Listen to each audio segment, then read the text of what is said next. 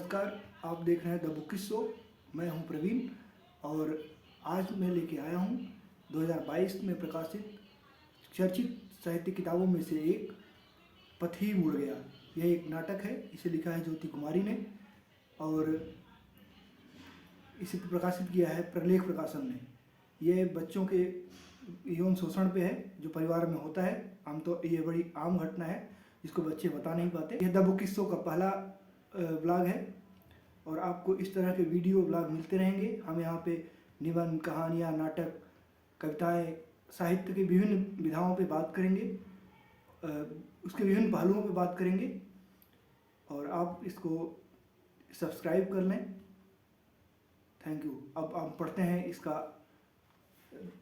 पथ ही मुड़ गया नाटक का आखिरी दृश्य। तो आयुष दूसरी कल्पना का यह सब याद दिलाते हुए मुझ पर चीख उठी। उस दिन भी नहीं मानी थी मेरी बात, जिसकी सजा इतने साल भुगतती रही। उसके बाद अक्सर ही डैडी कोई ना कोई ड्रेस लाते रहे और तेरा प्रोग्राम टलता रहा। फिर तू बड़ी हो गई और समझ गई कि इस तरह स्वर्ग नहीं जाया जा सकता।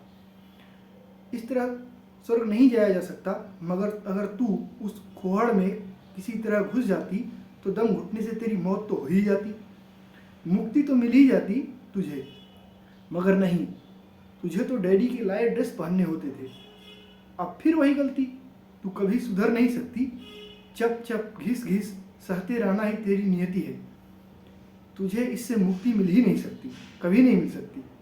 कल्पना नहीं, मुझे मुक्ति चाहिए, इन सब से हर हाल में चाहिए।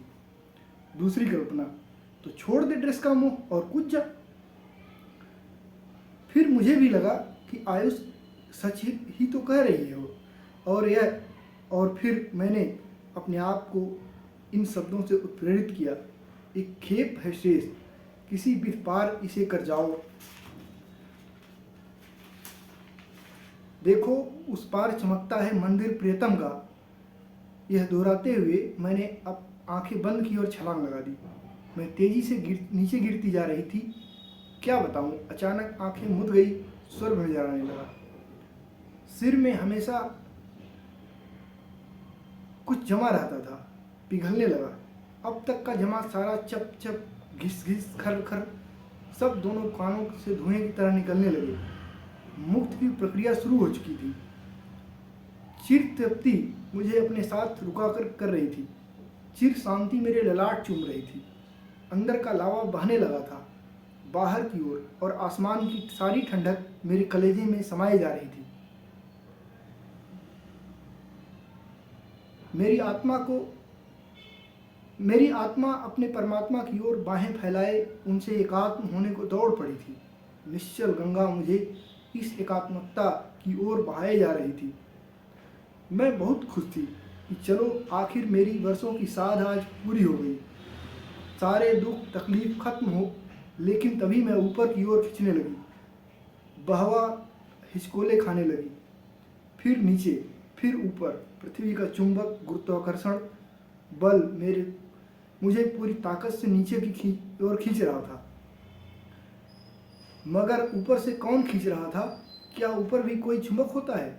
आसमान में चुंबक कभी सुना तो नहीं।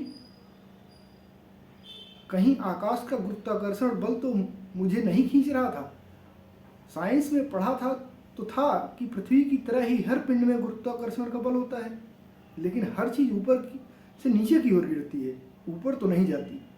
अगर आसमान का गुरुत्वाकर्षण बल होता तो चीजें नीचे क्यों गिरती, ऊपर जाती? या पृथ्वी और आकाश के गुरुत्वाकर्षण बल को खींचतान में बीच में ही अटक जाती? औरों का तो पता नहीं आयुष, मगर मैं बीच में ही अटक गई थी। न नीचे जा पा रही थी न ऊपर, मगर नीचे और ऊपर दोनों की ओर से जबरदस्त खिंचाव महसूस कर रही थी। पृथ्वी और आकाश दोनों ही मुझ पर हर संभव जोर आजमाइश कर रहे थे।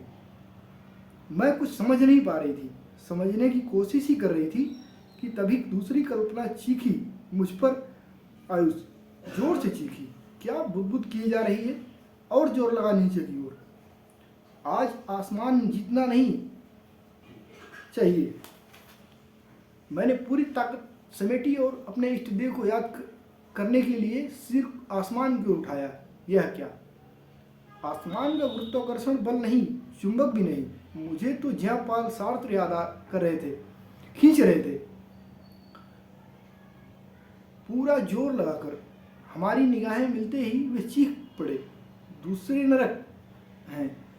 मैंने उनकी बात बीच में ही काट दी। लेकिन इसलिए तो इस नरक से दूर जा रही हूँ, सब खत्म कर रही हूँ। आपको तो इसमें मेरा साथ देना चाहिए, मगर आप मुझे रोक रहे हैं, जबकि आपको तो खुश होना चाहिए। खुश होना चाहिए? बेवकूफ़ लड़की, जैसे ऐसे कैसे खत्म कर सकती है तू? मतलब? और क्यों न करूं? आपने ही तो कहा है दूसरे नरक हैं, तो नरक से दूर जा रही हूं। मैंने यह भी तो कहा है कि दूसरे नरक हैं, इसलिए हमें उन्हें बदलना है। नरक से दूर नहीं जाना है, नरक को बदलना है, रहने लायक बनाना है। और माना कि यह जिंदगी अर्थहीन है, बेमानी है, मगर हमें इसे अर्थ देना है, मीनिंगफुल बनाना है। एक मकसद तय करके यह काम इंसान आसानी से कर सकता है। मैं असमंजस में पड़ी थी या चेतनाहीन हो गई थी, पता नहीं, मगर एक तंद्रा सी छा रही थी और कुछ ही समझ में नहीं आ रहा था। एक शून्य था, बहुत बड़ा शून्य, जो मुझे घेरे जा रहा था अपनी परिध में। परिध के चारों तरफ कवच की परत चढ़ती जा रही थी।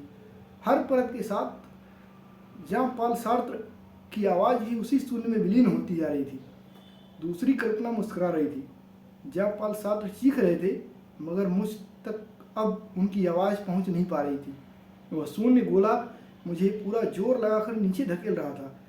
मैं नीचे की ओर खिसकी, थोड़ा और। तभी डैडी सामने आ खड़े हुए, हाथ में मेरी फेवरेट ड्रेस लिए। न जाने कब वे सारे कवच भेद कर इस शून्य में प्रवेश कर गए थे। आयुष, क्या बताऊं तब मेरे मन में कितनी शिद्दत से उभरा था कि यह सवाल।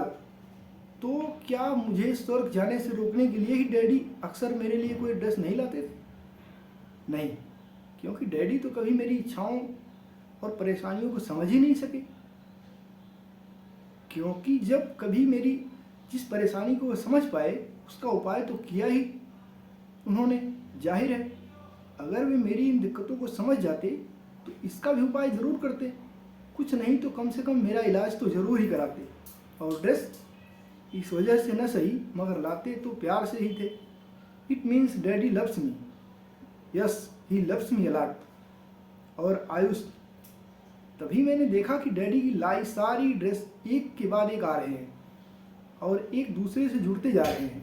पलक झपकते ही वे सब एक रस्सी में तब्दील हो गए हैं और उस रस्सी का एक सिरा पकड़कर खड़ी है अल्पना। दीदी पकड़ लो, मैं तुम्हें खींच लूँगी। दीदी पकड़ लो इसे। अल्पना बहुत जोरों से रो रही थी, ठीक उसी तरह जिस तरह वह उस दिन रोई थी जब मुझे दवा रिएक्शन कर गया था और मैं मरणासन हो गई थी। याद है आयुष, उस दिन मैंने अल्पना से पूछा था, तुम क्यों रोई? तुमने अपना एग्जाम क्यों छोड़ दिया? अच्छा तो था कि मैं मर जाती। कितना लड़ती हूँ तुमसे। अल्पना ने कितने भोलेपन से कहा था कि इन बहनों के बीच झगड़े नहीं होते हैं दीदी। तो क्या उनके बीच प्यार नहीं होता? खबरदार जो कभी मरने का नाम ले लिया तो। अल्पना लगातार चीख रही थी, दीदी दीदी पकड़ो इसे। और मैंने पकड़ लिया। फिर मैंने देखा कि वह रस्सी नहीं, बालकनी की रड है। तब तक भीड़ जुट चुकी थी और मैं बचा ली गई आयुष। और तब मैं भी यही कहना चाहती थी, चमत्कार। अब कल दोपहर फिर से तुम्हारे कॉलेजे पर मुंह दलने पहुंच रही हूँ। समय से एयरपोर्ट पहुंच जाना, ठीक 3 बजे, क्योंकि आजकल बहुत मन कर रहा है गोलगप्पे खाने का। एयरपोर्ट से सीधे चलेंगे गोलगप्पे खाने और वहाँ से बीच पर समंदर की लहरों को जोर जोर से ठोकरें मारने का दिल कर रहा है, इतनी जोर से कि उनकी दिशा बदल दूँ। और हाँ सुन, तो हिना से कह देना मैं गोन केस नहीं, मेरा केस ठीक से अपने सीनियर से डिस्कस कर ले। वैसे मुझे लगता है अब इसकी ज़रूरत नहीं पड़ेगी। इस किताब को पब्लिश किया है आलेख प्रकाशन ने और इसे ज़रूर पढ़ें।